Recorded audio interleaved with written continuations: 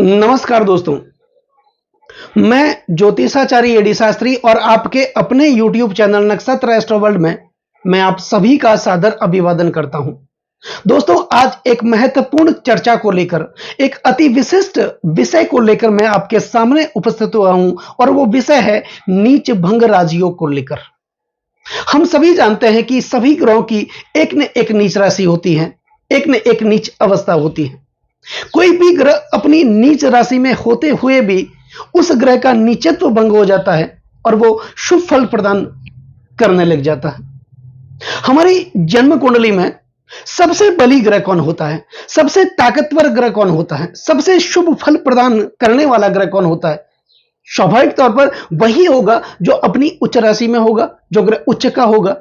और उसके विपरीत हमारी जन्म कुंडली में सबसे कमजोर ग्रह कौन होगा, सबसे अशुभ फल देने वाला ग्रह कौन होगा?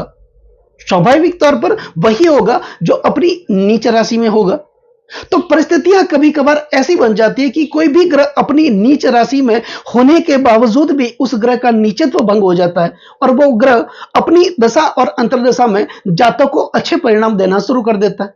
हमारे पास बहुत से ऐसे कस्टमर आते हैं, कुंडलियों का अध्ययन भी करवाते हैं और कहीं ऐसे कमेंट्स भी आते हैं और वो कमेंट्स करते हैं कि पंडित जी, हमारी जन्म कुंडली में जो ग्रह अपनी नीच राशि में थे और उस ग्रह की दशा अंतर्दशा आने पर भी हमने हमारे जीवन में बहुत सारा साम्राज्य हासिल कर लिया। तो स्वाभाविक तौर पर उसका उत्तर यही होगा कि जो ग्रह अपनी नीच राशि में थे और उस ग्रह का जब नीचत्व भंग हो जाता है तभी वो ग्रह नीच भंग राजयोग का निर्माण कर देता है। नीच राशि में होने के बावजूद भी वो ग्रह उत्कृष्ट फल देना शुरू कर देता है। तो ये स्थितियां कैसे बनती हैं? स्वाभाविक तौर पर हम समझ सकते हैं कि जब हम हमारे घर में, हमारी ऑफिस में विराजमान होते हैं, वहां पर ही होते हैं, तो कोई बाहर का आदमी आकर के हमारे घर को, हमारी ऑफिस को कैसे बिगाड़ेगा? हम हमारे घर को कैसे बिगड़ने देंगे? स्वाभाविक तौर पर हम हमारे घर की रक्षा करेंगे। तो उस स्थिति में क्या होता है दोस्तों? ग्रहों की स्थितियां देखी जाती हैं। आज एक कुंडली का हम उदाहरण लेंगे और वो कुंडली समझ लो मेष लग्न की कुंडली है। तो मेष लग्न की कुंडली में स्वाभाविक तौर पर कर्क राशि चतुर्थ भाव में होगी और उस राशि के अंदर, चतुर्थ भाव के अंदर मंगल आकर के विराजमान हो जाए तो उस स्थिति में क्या होगा? मंगल अपनी नीच राशि में होंगे। तो स्वाभाविक है, मंगल जब अपनी नीच राशि में होंगे तो ये चतुर्थ भाव का फल हमें देने नहीं देंगे। चतुर्थ भाव सुख का भाव माना जाता है, पारिवारिक सुखों का भाव माना जाता है, गाड़ी, मकान, मोटर, वाहन, बंगले सबका भाव माना जाता है। तो इस दृष्टि से अगर देखें तो मंगल जब चतुर्थ भाव के अंदर अपनी नीच राशि में होंगे तो ये सुखों में कमी करेंगे, हमारे जीवन में सुख को आने ही नहीं देंगे।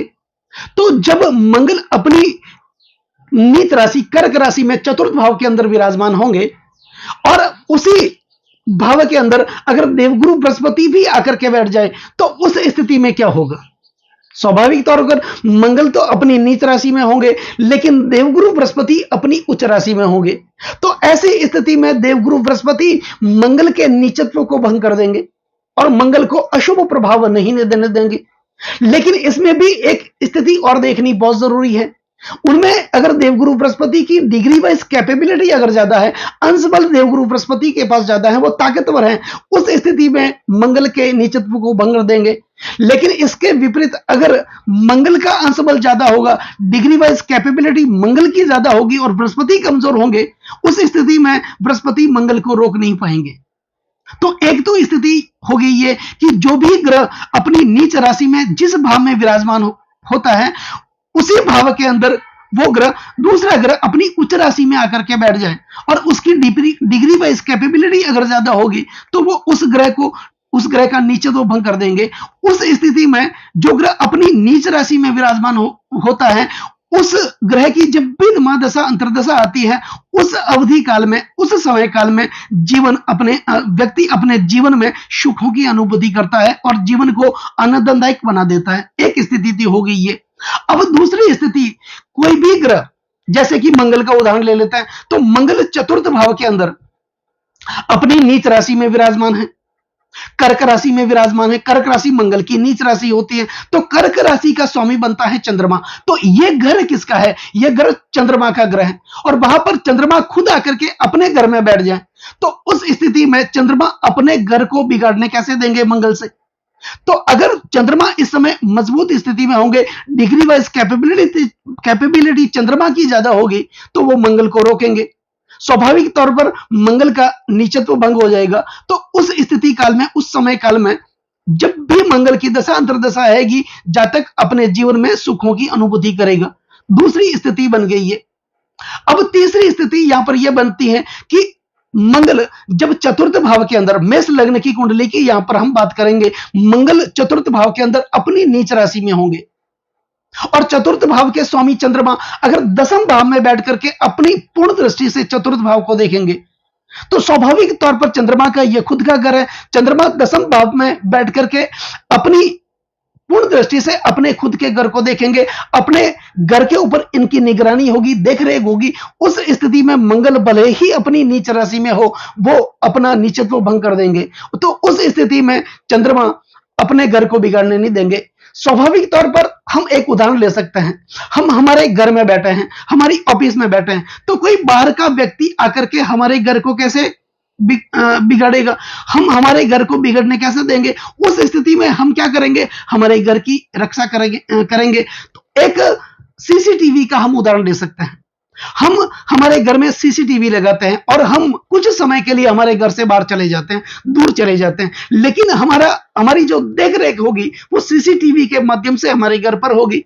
तो जब बाहर का व्यक्ति कोई चोरी करने के लिए आएगा तो उसकी नजर का होगी कि वहां पर सीसीटीवी लगी हुई है कि नहीं है। उस स्थिति में वो जो व्यक्ति बाहर का आया है वो उस घर को नहीं बिगाड़ेगा, वहां पर चोरी नहीं करेगा, क्योंकि उसको डर होगा कि उसका मालिक उस ग्रह को देख रहा है। तो उस स्थिति के अंदर यहां पर मंगल का नीचत्व भंग हो जाता है। चौथी स्थिति यह बनती है कि कोई भी ग्रह जब अपनी नीच राशि में, जैसे कि मंगल है, तो मंगल चतुर्थ भाव के अंदर अपनी नीच राशि में होता है और चतुर्थ भाव का स्वामी चंद्रमा अगर लग्न से केंद्र भाव में विराजमान हो, उस स्थिति में मंगल का नीचत्व भंग हो जाता है और मंगल नीच राशि में होने के बावजूद भी यह अशुभ फल प्रदान नहीं करता है। तो यह एक कारण हो गया नीच भंग राजयोग का। तो यहां पर एक डिग्री वाइज कैपेबिलिटी भी देखी जाएगी, अंश बल भी देखा जाएगा। तो उसमें अगर जिस भाव के अंदर कोई भी ग्रह अपनी नीच राशि में होता है, उस भाव का स्वामी अगर उसी के साथ में आकर के बैठ जाए और उसकी डिग्री वाइज कैपेबिलिटी, उसका अंश बल ज्यादा है, तो निश्चित तौर पर वो अपने घर को बिगाड़ने नहीं देंगे। यह हो गया नीच भंग राजयोग को लेकर के। एक ऐसी स्थिति और भी बनती है जन्म कुंडली में। दोस्तों, हमारी जन्म कुंडली में 4 केंद्र भाव होते हैं, लग्न भाव, चतुर्थ भाव, सप्तम भाव और दसम भाव। इन चारों भावों को केंद्र भाव कहा जाता है और यह भगवान विष्णु का स्थान माना जाता है। और हमारी जन्म कुंडली में 3 त्रिकोण बनते हैं। लग्न भाव, लग्न केंद्र भाव भी है और त्रिकोण भाव भी है। लग्न भाव, पंचम भाव और नवम भाव, जिन्हें त्रिकोण भाव कहा जाता है और यह भाव मां लक्ष्मी का स्थान भाव माना जाता है। जब हमारी जन्म कुंडली में केंद्र और त्रिकोण के स्वामियों के परस्पर संबंध बनते हैं, आपस में संबंध बनते हैं, तो उस स्थिति में एक योग निर्मित होता है जिसे कहते हैं केंद्र त्रिकोण राजयोग। और केंद्र भाव भगवान विष्णु का स्थान होता है, त्रिकोण भाव मां लक्ष्मी का स्थान होता है और वहां पर लक्ष्मी नारायण योग का निर्माण भी होता है। तो हमारी जन्म कुंडली के सभी पाप ग्रह, मैं अब शुभ ग्रह और पाप ग्रहों की बात नहीं करूंगा, सभी शुभ ग्रह और पाप ग्रह अगर जन्म कुंडली के केंद्र भाव में आकर के बैठ जाएं, लग्न भाव में, चतुर्थ भाव में, सप्तम भाव में और दसम भाव में जन्म कुंडली के सभी पाप या शुभ ग्रह, सभी ग्रह आकर के बैठ जाएं, या फिर जन्म कुंडली के सभी शुभ ग्रह, मैं यहां पर पाप ग्रहों की बात नहीं करूंगा, जन्म कुंडली के सभी शुभ ग्रह जन्म कुंडली के 6ठे भाव में, 8वें भाव में और 12वें भाव में आकर के बैठ जाएं, उस स्थिति में एक योग निर्मित होगा जिसे कहते हैं दरिद्र योग। ऐसी स्थिति में व्यक्ति की जो गृहस्थी की गाड़ी है वो निरंतरता के साथ नहीं चलती, धक्के देकर के वो गृहस्थी की गाड़ी चलती है। उस स्थिति में व्यक्ति दरिद्रता के समान अपना जीवन यापन करता है। तभी तो महर्षि पराशर कहते हैं कि शुभ स्थान गते पापा, पाप स्थान गते शुभ निर्धनो जायते बालो भोजन न प्रपीड़ित। ऐसा व्यक्ति अपने जीवन काल में भोजन के लिए भी उस व्यक्ति को प्रताड़ित होना पड़ता है, दरिद्रता के समान वो जीवन यापन करता है। दूसरी स्थिति चंद्रमा और देवगुरु बृहस्पति से बनती है। अब आप कहेंगे चंद्रमा हमारे सौभाग्य के कारक हैं और देवगुरु बृहस्पति हमारे भाग्य के कारक हैं। हमारे सौर परिवार के सबसे शुभ ग्रहों में से एक है बृहस्पति, और चंद्रमा तो सौभाग्य के कारक हैं। इन दोनों ग्रहों से ऐसा योग निर्मित कैसे हो सकता है? हमारी जन्म कुंडली के अंदर चंद्रमा किसी भी भाव में विराजमान होता है, चंद्रमा से अगर बृहस्पति छठे भाव या आठवें भाव में विराजमान होता है, उस स्थिति में एक योग निर्मित होता है जिसे कहते हैं सकट योग, और साधारण भाषा में उस योग को बोला जाता है छकड़ा योग। अब उस योग से होता यह है कि हमारी गृहस्थी की गाड़ी तो चलती है, लेकिन धक्के देकर के चलती है, निरंतरता के साथ नहीं चलती। अगर उस स्थिति में जातक के 12 महीने अच्छे निकले तो दूसरा साल वापस खराब हुआ, तीसरा साल अच्छा हुआ तो चौथा साल वापस खराब हुआ। जीवन में एक निरंतरता बननी चाहिए, वो निरंतरता नहीं बनती है। तो दोस्तों, इस प्रकार के योगों को भी जन्म कुंडली में देखना बहुत जरूरी होता है।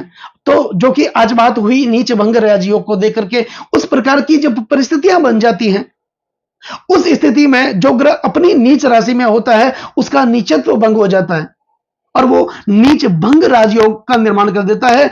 नीच राशि में होने के बावजूद भी, विपरीत परिस्थिति में होने के बावजूद भी वो ग्रह राजयोग का निर्माण कर देता है। तो दोस्तों, कैसा लगा ये वीडियो? अगर ये वीडियो आपको अच्छा लगा हो, मेरा समझाना आपको सार्थक लगा हो, तो इस वीडियो को आप आगे से आगे शेयर जरूर करें। और अभी तक आप मेरे चैनल पर नए हैं या फिर आपने मेरे चैनल को सब्सक्राइब नहीं किया तो पहले आप चैनल को सब्सक्राइब कर लें, वीडियो को आगे से आगे शेयर जरूर करें, लाइक जरूर करें और एक कमेंट जरूर करें, क्योंकि आपका एक लाइक और एक कमेंट्स मेरे अंदर बहुत ज्यादा आत्मविश्वास भर देता है। नमस्कार।